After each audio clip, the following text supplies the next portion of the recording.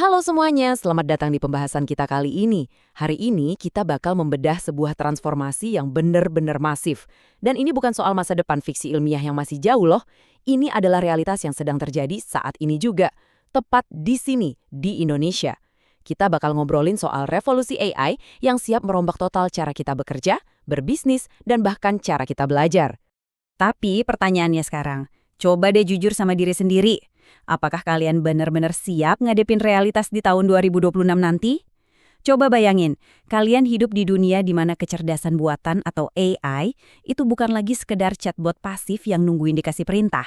Tapi, dia udah jadi entitas yang bisa ngambil keputusan sendiri secara aktif. Ini bukan cuma update teknologi biasa, ini pergeseran paradigma yang fundamental banget.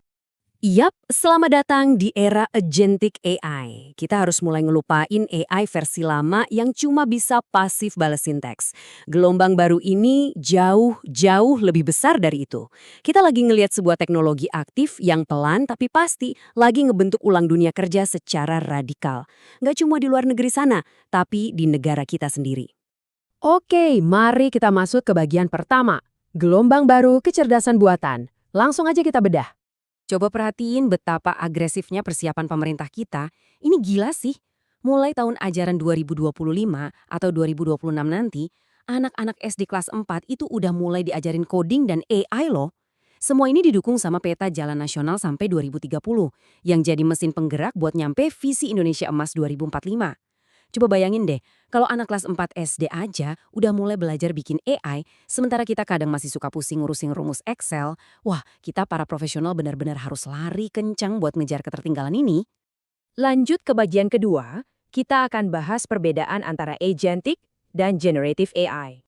Nah, kunci perbedaannya itu sebenarnya ada di tingkat otonomi mereka. Generative AI itu ibaratnya punya otonomi yang rendah.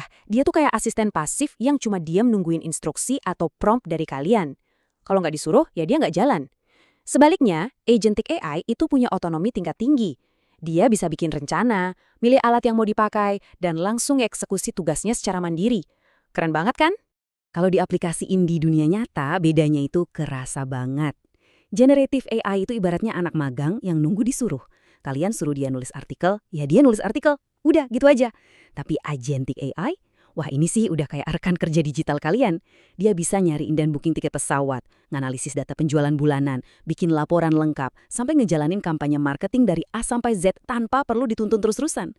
Impact-nya itu benar-benar beda level.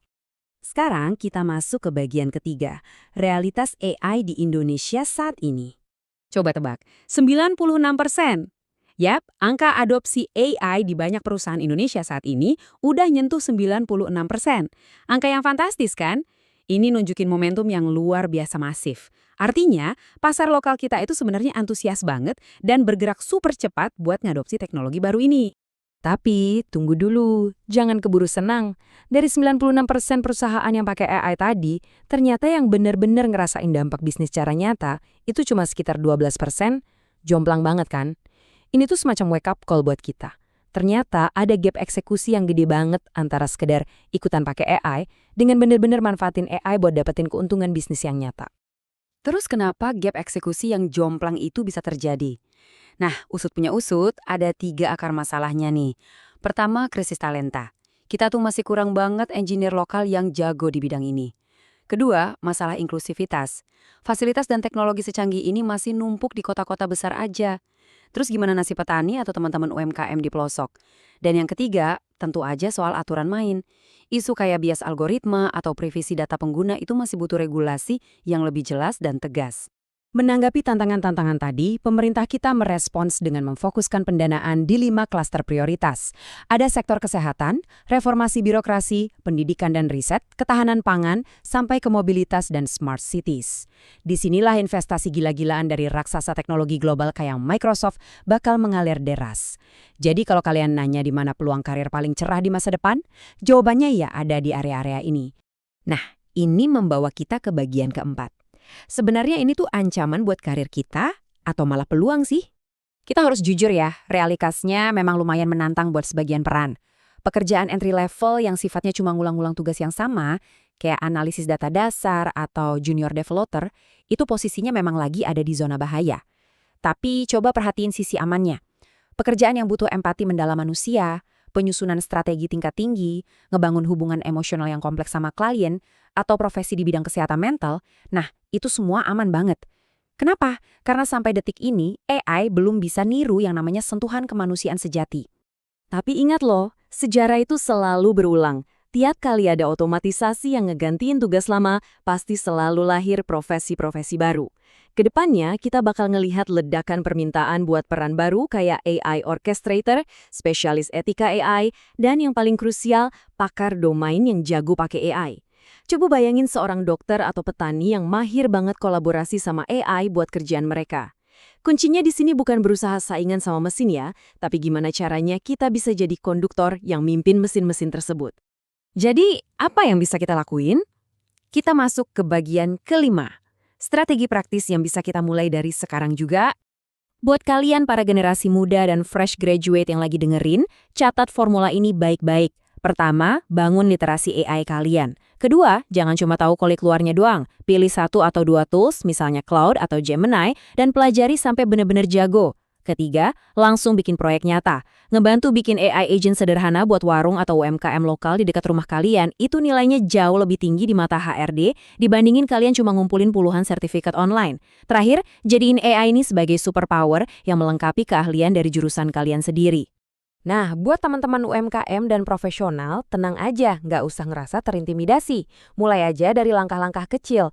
Coba beresin masalah yang sepele dulu. Misalnya, bikin otomatisasi buat balesin chat customer. Manfaatin aja alat-alat no-code atau low-code yang udah gampang banget dicari di internet. Dan yang paling penting, selalu fokus pada prinsip human plus AI. Biar AI yang ngerjain tugas kasarnya, biar efisien. Tapi tetap tambahin sentuhan ramah tamah khas Indonesia buat ngebangun kepercayaan pelanggan kalian. Dari semua strategi yang udah kita bahas tadi, ujung-ujungnya cuma bermuara pada satu kata kunci aja, adaptabilitas. Ini tuh pola pikir yang wajib banget kita punya sekarang. Seberapa cepat kalian mau bereksperimen, mau belajar hal baru, dan yang terpenting, berani bangkit dari kegagalan, itu jauh lebih penting daripada secanggih apa teknologi AI yang lagi tren. Karena hukum alamnya selalu sama. Spesies yang bertahan hidup itu bukanlah yang paling kuat, melainkan yang paling bisa beradaptasi. Ada satu pesan yang pengen banget saya sampaikan, dan harapannya bisa kalian resapi. Mari kita jadikan momen ini sebagai kesempatan untuk naik kelas. Bukan cuma sekedar jadi konsumen teknologi, tapi jadilah pencipta nilai dan solusi yang relevan buat Indonesia. Ini tuh semacam panggilan buat kita semua untuk nyiapin diri menyambut visi Indonesia Emas 2045. Kita nggak boleh cuma pasrah jadi pasar buat produk luar, kita harus bisa jadi yang bikin solusinya. Jadi, sebagai penutup pembahasan kita kali ini, saya mau ninggalin satu pertanyaan penting buat kalian pikirin. Apakah kita siap melangkah maju bersama-sama? AI itu bukan ancaman monster yang harus ditakutin, tapi dia juga bukan dewa yang bisa nyelesain semua masalah kita dengan sihir. Dia itu cuma alat yang luar biasa kuat. Dan hasil akhirnya, ya balik lagi, murni ada di tangan kalian. Coba deh terapin apa yang udah kalian pelajari hari ini, dan jadilah bagian aktif dalam membentuk revolusi agentic AI di Indonesia. Terima kasih banget udah dengerin pembahasan ini dari awal sampai akhir, dan sampai jumpa di topik seru berikutnya.